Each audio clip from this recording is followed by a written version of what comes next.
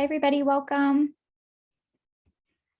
We will give it a second, let people join, and then we'll get started.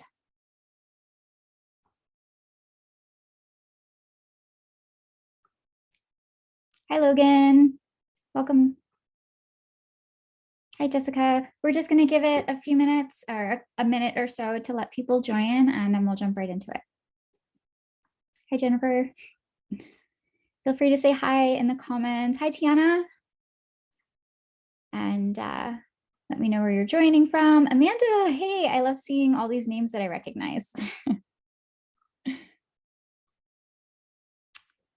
All right, we'll give it just another minute.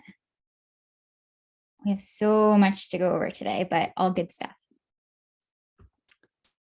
Hi. Let me know where you guys are joining from. If you have any questions throughout, which I'm sure there will be, you can enter them in the Q&A box on the bottom of your screen here of the Zoom call. Hey, from Pittsburgh. I'm in PA too, but I'm like 6 hours north of you. Welcome. So yeah, in the Q&A box, you can enter it. You can also enter it in the chat box and I'll just kind of go back and forth, but we'll get to the Q&A at the end of the tutorial, okay? All righty. You're gonna love these updates, especially like US and Canada based customers are really gonna benefit from some of the improvements that have been made. So it's pretty awesome.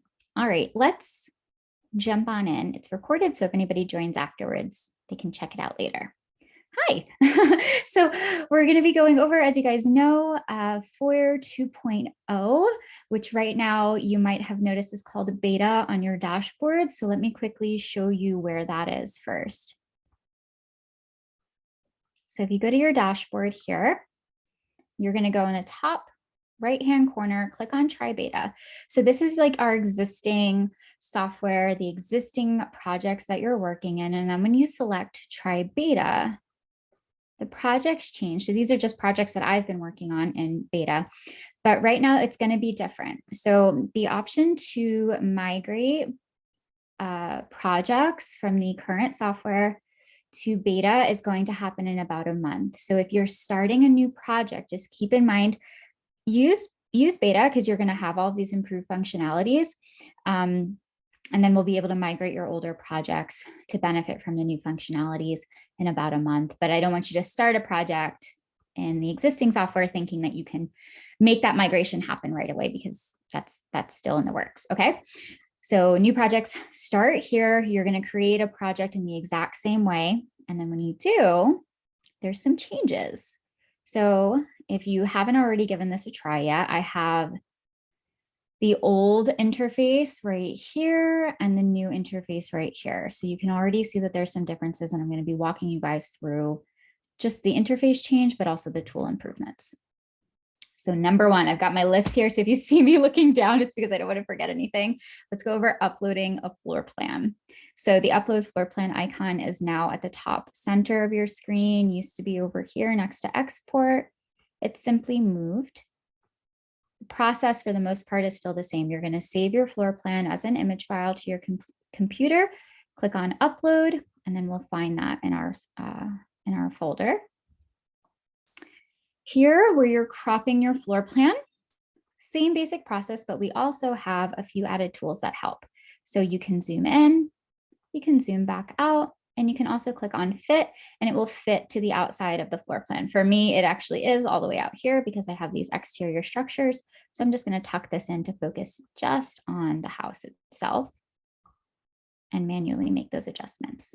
And then on the next page, this is a much better process. When we click proceed, this is where we're going to scale the floor plan on our 2D grid, the same as we did before. But before, you would find those two circles in the top left-hand corner, and you would have to drag each one and tuck it into the corner to identify which wall we were going to give it measurement for, right? Now we simply have our cursor here, and you'll notice in the top right-hand corner here, this is the magnifier tool.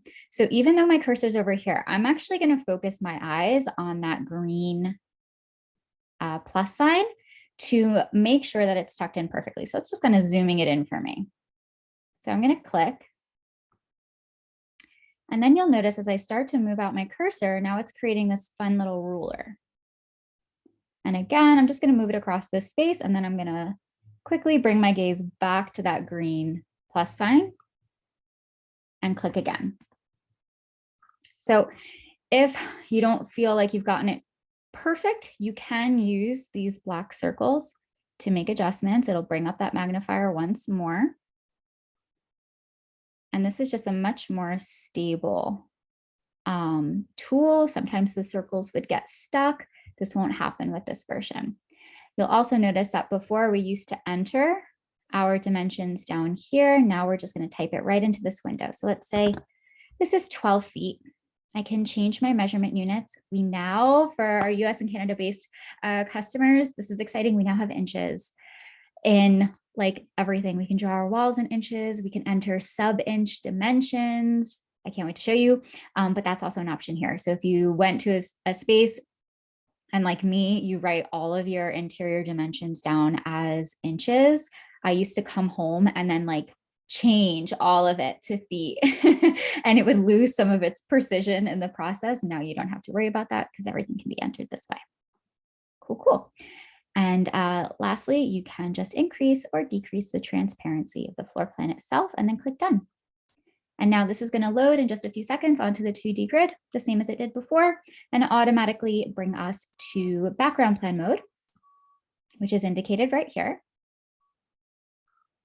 which is where we can grab a hold of the floor plan itself, move it around. Before you used to have your rotate clockwise and counterclockwise, that's all under edit now. So if I click on edit, I can rotate and I can increase and decrease the transparency. Don't recommend touching these dimensions here. That's why we just scaled the floor plan to begin with, so you don't need to mess with that. Okay, now I'm just going to click it and delete it for now. We're going to work in this room here. But before we get into that, I want to show you the new wall drawing functionalities. So this was something that we received a lot of feedback on, and the team worked really hard to make these changes. So I'm going to just go from background plan mode to floor plan mode to activate my wall drawing tools. And let's draw out a room quickly. So you'll notice as I click and move out my cursor, we now have those sub-inch dimensions that I was talking about just a second ago. So I can enter 21 feet, 6.75 inches and click enter. I'm going to zoom in so you can see all of those dimensions here. We also get a nice square footage at the center of all of our rooms. So you'll see here, it's showing up in the bathroom, and then in this kind of open floor concept area, I get the benefit of the square footage, so you don't have to figure that out yourself anymore. And next up is actually adjusting the length of the walls. So if you find that as you're drawing out your walls, they're not quite perfect, it's a little different. We used to select the wall, and then it would bring up wall properties, right? Automatically for us to adjust the length. Things are a little different now. So let's say I want to lengthen this wall to 22 feet even. What you're going to do is select a joining wall, right? So you remember before we used to, maybe if we wanted to increase this wall, we would grab a hold of this one and drag it out. You still have that option, first of all. You can still drag it out like this. Or you can click on the joining wall and that will activate these windows here. So now I can enter 22 feet, click enter. And what you might have noticed is that it didn't make my walls run in a diagonal. So let me show you in the old, if I were to click on this and increase the length through wall properties, oops, something like that would happen, right? Now it's increased the length from the center evenly out on both sides. It has not changed the length of this wall. So now it's causing these walls to run in a diagonal, and then you're kind of dealing with that situation no longer. If I change the length of any of these walls, it's going to keep the dimensions proportionate and adjust accordingly. So you don't have any wonky walls going on, right? Same exact process. If I wanted to adjust the length of these walls, I would simply select the joining wall, and then I've activated this window and can make those changes as needed. So say I wanted those to be 15 feet. Now the software has adjusted for me and my square footage has also adjusted. Okay. Another difference here is the wall thickness. So when you select a wall, these two arrows are going to pop up. These are how you set your wall thickness. So you can do it here under edit. It's this little T thickness. You can manually set that. That's totally fine. Full wall and partial wall is still the exact same process as before, but you can also do it manually here. And this is kind of nice because I can now determine if the thickness of the wall is going to affect the interior or the exterior space. So as I click once, just once, I'm not holding down my left click, and move this in, I can go all the way up to 2 feet in thickness. Or with that window, I can just enter a specific dimension. So if this wall needed to be 1 foot thick, I'd simply do that. So similar to when we're resizing products, right? And we click and then we drag it out. It's similar to that, right? Click once, drag it out, and then you can enter a specific dimension. You can click on here and move it out in that direction, and then you thicken the wall on the exterior side. Cool. Alrighty, let me make sure I just got everything there. Oh, one more thing. So let's say, I'm just gonna return this to a more normal thickness there. Let's say I've drawn out my walls and I've drawn a wall here, maybe here, and maybe this was an error, or maybe we decide we're gonna knock down this wall and get rid of it entirely. When I delete this, what we might notice now is that because that wall was previously there, and this is the same in this software as well, if I were to draw a wall here, it would split these two walls, right? So now when I go into 3D mode and I apply a texture to this wall, I have to apply it to this wall as well. And then I possibly, especially if it was something with like a pattern like wallpaper, I would have to adjust the size of the texture on both of those to make sure that they match up perfectly. Or I would have to go back into 2D mode and completely delete this wall and redraw it as a single wall. You no longer have to do that. So now what you can do is right at the center here, you're going to notice that there's like a little node, and that's that joining. You can delete that. And now it's a single wall. So now your textures will apply evenly and you're not trying to match up those textures and texture properties. Okay. I see lots coming through the chat box. Okay, cool. I wanted to make sure you guys were good before I got too far away. Talking about Florida making me jealous. It's 50 degrees out here today, which is incredible. It's the warmest it's been in months. Alrighty, so that is wall drawing. If anything is confusing to you, please just add it to the Q&A and we will get to it at the end. But in the meantime, we will move on. So one of the biggest things about the interface itself and what you're interacting with that's changed, if we go to the old version, you'll notice that we had this settings gear in the top right-hand corner, and this is where a lot of our wall tools were, right? Super handy tools, all tucked in over there. Now, when we are in Foyr 2.0, it's not there. It's actually under a file tab. We can go back to our dashboard from here. So if you've exited out of your dashboard, this happens when I'm talking to designers all the time. They exit out of their dashboard and I'm like, oh, let's go back to your dashboard for a second. And then they have to relog in, right? You can just go back to your projects and access your dashboard. You can set your interior dimensions. So like I said earlier, this used to be up top here, right? Now it's just all these tools have been moved to the file tab. If you take your measurements in inches now, you can simply switch to inches as your measurement unit and work there. You can always change it to feet. Notice how that changes. Okay, so this is a nice improvement for designers if you're anything like me and you take everything in inches. This is a much easier way. You don't have to do that conversion anymore. Okay. You can download your floor plan. So download floor plan is going to give you this view that you guys are familiar with and know as export floor plan, right? It used to be over here. Now it's called download floor plan, and export floor plan in Foyr 2.0 is different. We're going to have a webinar just on that tool, but that gives you top view elevations now that you can download. So that'll be a separate webinar, but I just want you to know that they are different and that the download floor plan is here.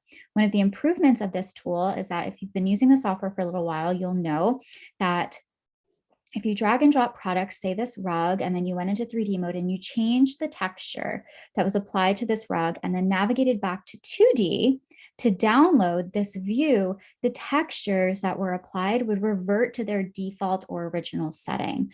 Now that's no longer the case. 2D mode and 3D mode are now synced. So any textural changes that you make in 3D mode will be reflected in your downloaded 2D view of your floor plan. Okay. You simply click download the same as you normally would and, crop it out in the exact same process. Okay. Let's go back to the file tab. That's this tool right here. Then when you go to settings, it's the same little gear with all of our tools. So wall thickness, wall snapping, Autohide Wall is new. I'll show you guys that in 3D mode because I can't really exemplify it here, but this is going to allow you to, this is the functionality where if we were in the old software, if we were looking at a wall from 3D mode, it would make the wall disappear so that we could see inside the space. Now you get to tell the software, okay, hide the walls so that I can see inside, or don't hide the wall because now I want to work on the exterior of the space. You can turn this on and off. Object snapping is the same. Dimensions will show here, the exact same process. And then room titles is referring to, if you look over here, to our square footage. So if you didn't want those to show, if they're just a little too busy, you can always turn them on and off. And then guidelines, I'll show you what that is when we head into 3D. You can also get taken straight to the Foyr community from here if you have any questions or want to share some of your work. Okay. Alrighty. Let me make sure I got everything there. Cool. Okay, so saving your work. You'll notice that there used to be a save button right up here, right? That's no longer there. Don't get nervous.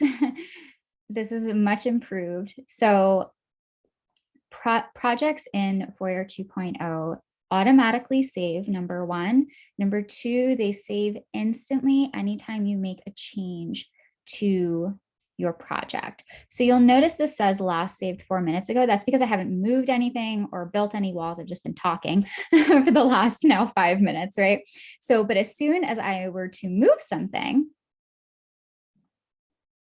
now you'll see it says last edit was made seconds ago. That's also a cue to you that it's automatically been saved. So God forbid something were to happen, your computer shuts off, you haven't lost any of your work. If you reload the project or bring it back up, it will reflect the most recent changes that you've made.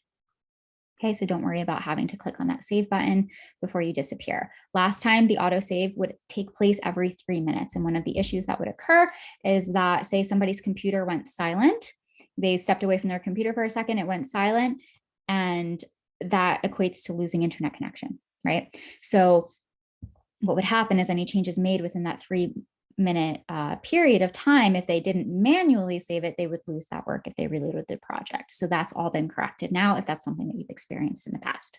Okay, cool. All righty. So this is that export floor plan with the top view elevations. That'll be a separate webinar, but you can always check it out in the meantime if you'd like. And let's head into 3D mode. All righty, so we're just going to work in this little space here today. And the first thing that I want to show you is the auto hide wall. So right now it's hiding the wall for me. I go up to file, which is now also available in 3D. So nice. So we used to have to, if you wanted to turn off object snapping, which I always am turning object snapping on and off, you would have to navigate back to 2D from 3D mode, wait for it to load, and then go into settings and make that, and then go back into 3D mode, right? Now this file tab is here for you in 3D as well, so you can make any changes you need to right from here. One of which is auto hide wall. So if I turn this off, now I can see the exterior space and drag and drop textures, lighting, whatever I need to do, which makes working on outdoor patios, from porches, things like that, just so much easier. And then you can turn it back on when you're ready to go back into the space. Cool. There we are. Okay, so a few tools that have been moved. First, you'll notice down here, our pan tool is gone. It's not gone for real. It's just been moved up here. It's a really popular tool. So we made it a little bit more noticeable by putting it with some really popular tools as well. Pan tool works in the same way. Also know that you can just right click, hold down your right click, and that will also activate the pan tool. Just as an aside. Okay. So next we have edit texture. Love this tool. I'm going to go over it in a second, but I just want to show you also copy tool, same tool available to you that used to be down here, right? Let me head into 3D just to show you. It used to be down here, is now just up here. And then guidelines, which we'll go over as well, and then undo and redo. Lastly, create new product used to be over here in the top right-hand corner. It's just center stage right up here now. So just a few changes to the interface itself. It will take a little bit of an adjustment. Even now I go back and forth between the software and I'll like go over here and then it'll, oh wait, create new products over here. But once you start working in beta on a regular basis, it just becomes the new normal, so to speak. Okay, let's talk about editing textures and then guidelines, and then we're going to go into grouping products. Okay, so edit texture. If you remember, let's use this nightstand as a good example. You remember editing textures. Oop, I'm facing the other way. Let's flip me around. There we go. Before, I'll go over this too in a second. When we wanted to edit textures, we would pull up object parts, right? I'll show you how this has changed, but it would pull up all of the different planes and all of the different textures applied to it. So I have two planes that have the same wood texture, but I don't know from this which is which, right? So let's say I only want to change the drawers themselves. That's where this very handy tool called Edit Texture comes into play. So when I click on it, you'll notice as I hover over the drawers and then hover over this, it's indicating, okay, this is one plane. So if you edit the texture of this, it's going to edit basically the outside frame. And then if you click on this, it's going to edit the drawer. So I'm just going to click on this and then it automatically brings up that square that's associated with these drawers. So no more guessing. This is particularly helpful if you're working on something with a lot of planes, like a sofa, and you have all of the different cushions or whatever it may be. It's going to bring up the texture properties window, and you can work in this properties window in the exact same way that you already have been. Okay, I'm just going to click the escape key to get out of that cursor. Let me quickly, I glossed over this just now. If I select this before, it would bring up the edit properties. Let's do a quick comparison. I'm going to drag and drop this table. Trying to keep an eye on the time here, guys. Click on edit. So these have moved a little bit. It would bring up this window, right? All of our dimensions, horizontal, vertical, flip, rotation, object parts, like I mentioned, which is where all of our textures live. And then you were just kind of clicking and figuring out afterwards, right? So now we have the edit texture tool to improve that. And when you click on edit here, it brings up this window instead. First is the properties. So you're still going to be working with width, length, and height.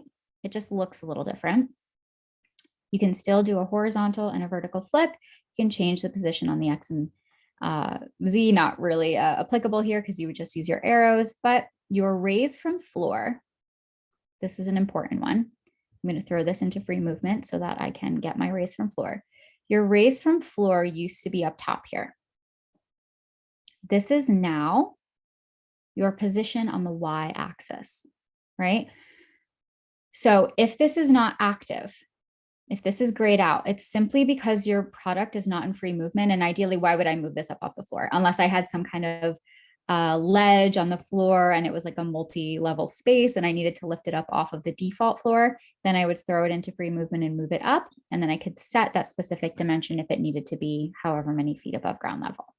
Okay, so that's where you're going to adjust your raise from floor. Obviously, if you're working with windows and things like that, this is an important thing for you to know.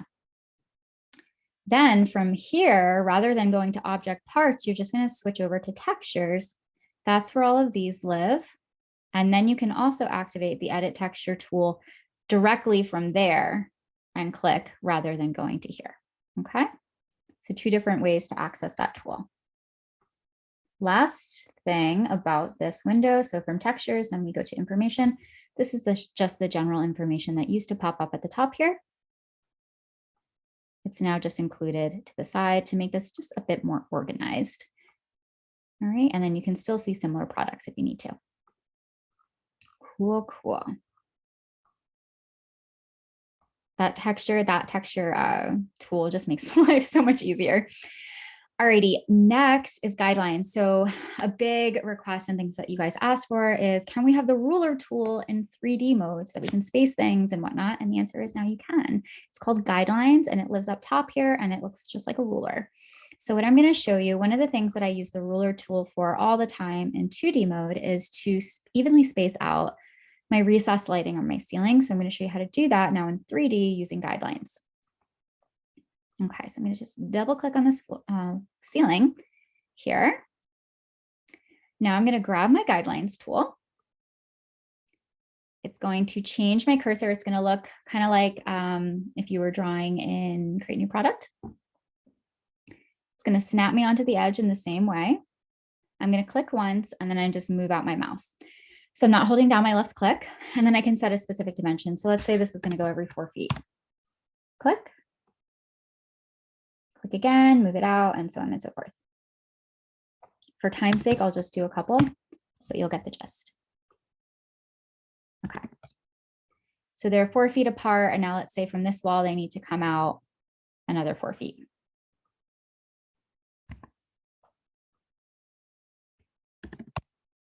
Okay.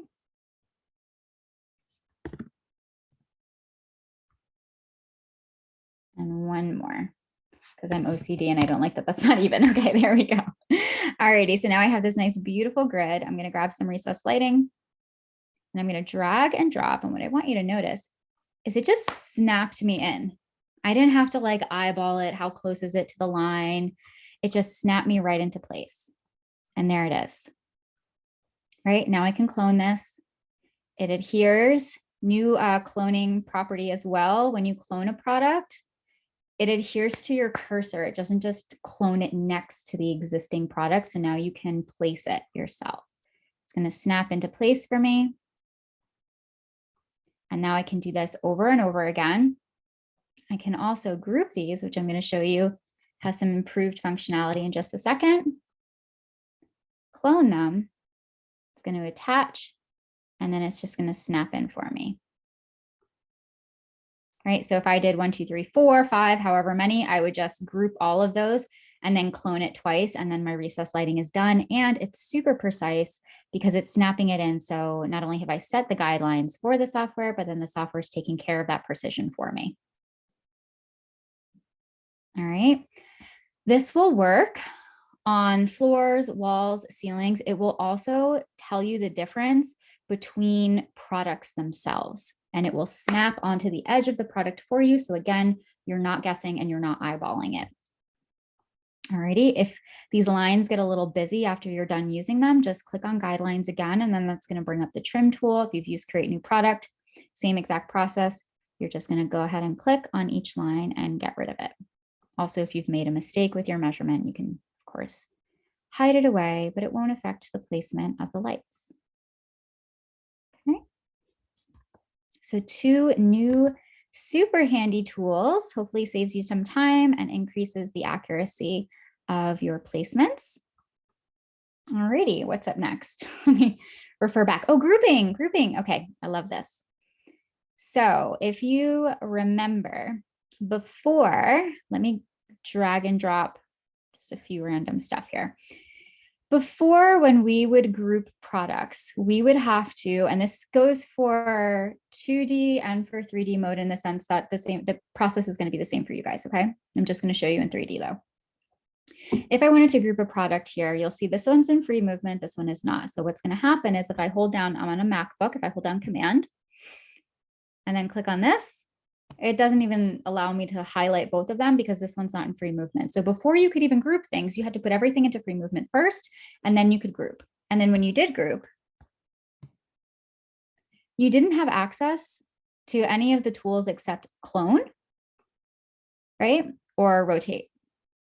And you could only rotate on one plane. Now, so many improvements to grouping. You can, you don't have to put everything into free movement first, okay? So let's say we want to group the bed, the bench, and the rug. I can select, I've already done it. Let me ungroup real quick. There we go. I'm going to select the rug. I'm going to hold down Command on my keyboard because I'm working on a Mac. If you're on an HP, it's Control. Then I'm going to click on the bench, and then click on the bed. The option to group products appears. I can click on group, and now you'll notice I have access to all of the same tools that I can use on a singular product. I can now use on grouped products. So I can throw it into free movement. I can rotate it in all directions. I can resize it all together. Clone it, of course. It's going to attach to my cursor, and then I can manually place it wherever I'd like. Can also click on edit and change the dimensions and do a horizontal flip for all of the products as a single unit. Okay, so this is huge, especially that ability to put things into free movement and rotate them. Another nice functionality here is that, say I've grouped these and then I'm like, oh, you know what? I also want to group the nightstand. I just want to be able to move everything together. You can now, let me scoot over here. Hold down Command again, and then add layers of groupings.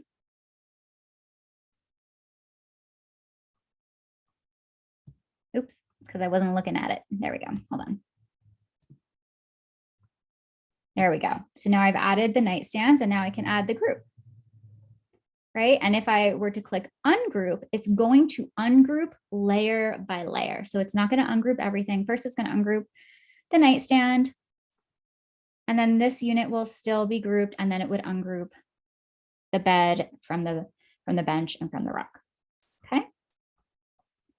I hope I explained that clearly. If I didn't, just let me know. Alrighty, so super helpful. Last thing about grouping products is that you can also use your arrow keys to move.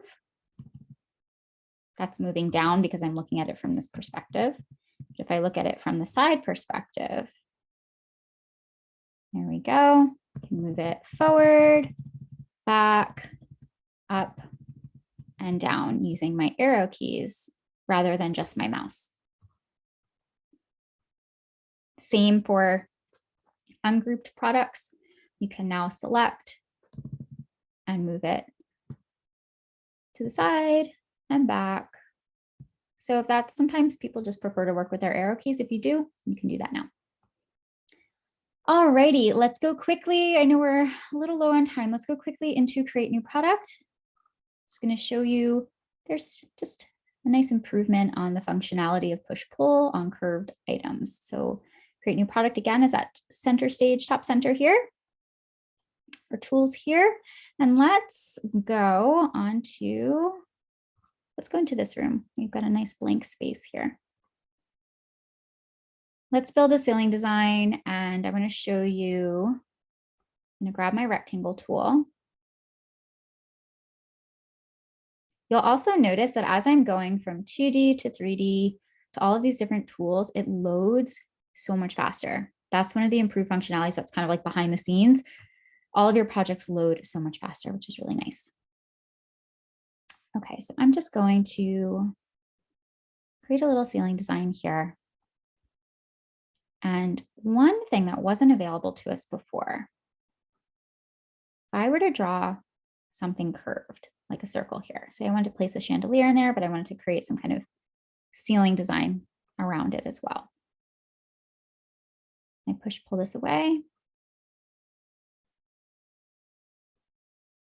I couldn't push pull anything from the inside here out, right? It didn't have that functionality. And what would happen is, you might have noticed if you've used this tool on a regular basis, the software would kind of freak out a little bit and it would distort the entire product, right? Now that won't happen. So if I click here, I can move this out and slice it away.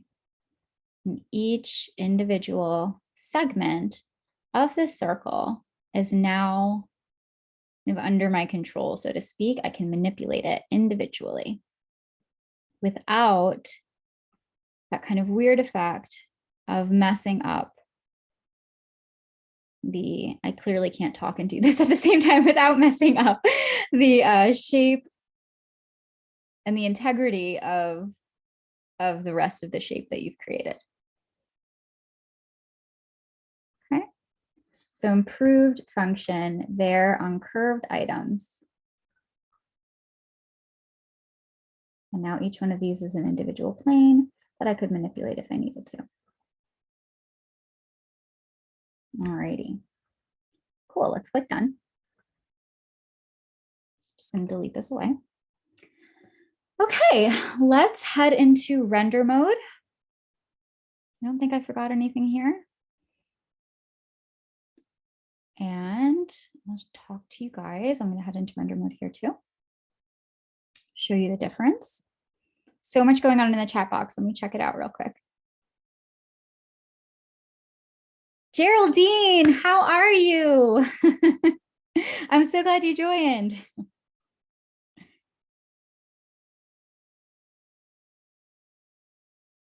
Okay. Oh, Geraldine, you know what? I'm so sorry. You can switch guidelines on and off. I apologize, guys. I think I showed you that earlier and then I forgot to revisit it. So if you go to settings, you can turn guidelines on and off here. You don't have to delete them. So if you just want to hide them, if you wanted to delete them permanently, you could, if you made an error. But I think I glossed over that and then forgot to revisit. So thanks for the reminder, Geraldine. You can just turn those off here. Let's go back to take render. That's under the file tab. Okay, so again, some changes to where things live on the render page and some really nice improved functionality of the auto lighting. You're welcome. Okay. So new version, it's just a bit cleaner, right? Everything's a bit cleaner. So our sun is now in the bottom right-hand corner. Get preview and take render are now grouped together as they should have been, right? Get preview used to be up here, take a render used to be over here. And now they're both together on the bottom of our screen. The left-hand side of our screen, which used to have views and lighting, has now been cleared up to give us more to look at here. So lighting is just up top with the other tools that we use every time we take a render, right? Our save view and view our views, our view gallery here and our save view, which used to be separate. We used to save our views over here and then access our views over here. Those are now both grouped together in the right-hand corner. Our aspect ratio presets are on the top right-hand corner here. Your toggles are white instead of pink now, but they're still there. Oops. So our aspect ratio used to be up here. Not as popular. Typically people use these. So that's why it's kind of moved out of your way a bit more and not taking up space up here so that we can have our lighting up here. Okay. One thing, let me make sure I'm not forgetting anything. I don't think so. Oh, hide. So concealer on the old version is now just called hide. Same functionality. Click on it. You can hide away certain products. You're not deleting them. It just has a new name now. And again, our pan tool is up top here, not down next to the reset button. Okay. You do have access to the file tab here as well. And instead of clicking on 2D mode and 3D mode, you just click on back. And that's going to take you back to the last mode that you were in here in 3D. Okay. The most exciting part about this, that's just some of the changes, but the most exciting part about this is the auto lighting and the improvement there. So previously, let me pull up to show you. Oops, that's not it. That's Leslie Merrick. Let me show you. So this is something that I did earlier today on Foyr 2.0. I took two rooms, this with a massive square footage and this with a much smaller square footage. So what used to happen with the auto lighting in the existing software is that the auto lighting would increase in brightness with the square footage of the space. So sometimes if somebody had an open floor concept, right, we had our living, our dining, our kitchen, everything, and there were no walls rooming this area off. what they would find is that the renders would be coming out really overexposed and overly bright, and we would have to kind of create workarounds to dim the space for them. Conversely, with very small spaces, like maybe a small half bath, the auto lighting would dim so as not to overpower the space, but it would also kind of overcompensate in that way. And then with a singular light in the half bath, it would be too dim and we would have to add lighting to compensate for that dimness. This has been majorly improved in Foyr 2.0, and the auto lighting is nice and even keeled, regardless of massive differences in square footage. So I just wanted to give you this as a reference point because I took renders of these two spaces. This. So if we go into our gallery, which is just this cooler looking little tab down here, we have the two spaces. So this is the very, very large space. I added no lighting. I have no windows in these rooms, nothing. Because I just wanted you to have the benefit of seeing the auto lighting itself. Click here. There is our very large square footage space. And here's our very small square footage, right? So much better. You don't have to worry about creating workarounds for your lighting. This is going to be a much faster, easier process for you. Much more consistent lighting. Okie dokie. Alrighty, guys. Those are the new features that are currently available in beta, ready for you to use and take advantage of. There are so many new features coming. Like every month, there's going to be a new feature, new feature, new feature, which if you guys have any questions about that, we can touch on. But I want to make sure that if you have any questions about this in particular, that we get to it. So feel free to ask away and let me know. If not, I'll just give you guys a little sneak peek as to what's coming, which of course I have written down as notes because I can't remember anything. All right, let me go back here. Awesome. Any plans to add additional products to the catalog? We're always adding products to the catalog. Yes, we're also going to, so the ability to build a shopping list is going to be coming very soon to the software, where you'll be able to select something from the catalog, click on it, and then it will generate. This is for US-based customers right now only. It will generate similar products that are available on the web to purchase so that you can build a shopping list based off of your designs for your client all through the software. So that's coming. But yes, we're always building to the always growing the catalog and working towards adding more name brand, which I'm sure you've noticed if you go through the catalog now and look for sofas or tables, the very first options that pop up are name brand items, not the more generic items that are of Foyr's past, so to speak. Let's see. Let me pull up the chat, guys. Yes, so Tiana, we can use this. It says, you said that we can use this for new projects now. Yes. So how you access beta, you just have to do it in beta. So from your dashboard, in the top right-hand corner, it's going to say try beta. And then it's going to bring you basically to the beta dashboard. So you'll create a new project. These projects are just my own, but you'll create a new project in the exact same way that you did before. And this will live in beta. So you'll just exit beta and then try beta, depending on which projects you want to access.